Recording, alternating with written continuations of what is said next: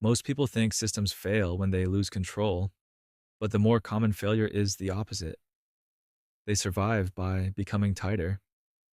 We tend to imagine that when a system reaches its limits, it breaks. That pressure leads to collapse. That congestion forces change. And when that doesn't happen, we assume the system must be fine. But once a system can no longer expand, it doesn't need to break. It only needs to compress. And compression doesn't look like failure. It looks like order. Nothing here is damaged. Nothing is malfunctioning. The structure still works, but the space inside it is narrower. Movement now requires precision. Coordination costs more effort. Small deviations become expensive.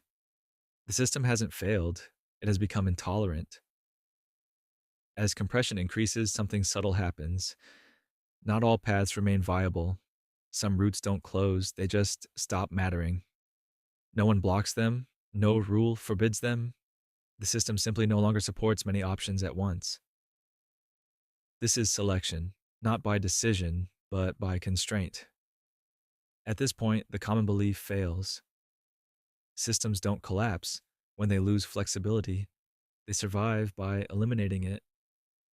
Once options disappear, behavior becomes predictable, not because anyone is enforcing rules, but because the environment allows only a few ways to function.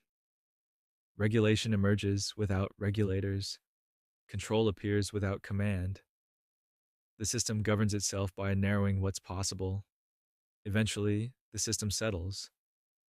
Nothing is escalating, nothing is improving. This is stability, but not recovery. The pressure doesn't go away, it just becomes permanent. Now, coordination becomes critical. Everything depends on tight alignment. Timing matters, tolerance shrinks.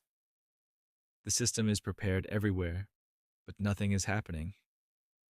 This is coordination load, the cost of keeping everything working once flexibility is gone.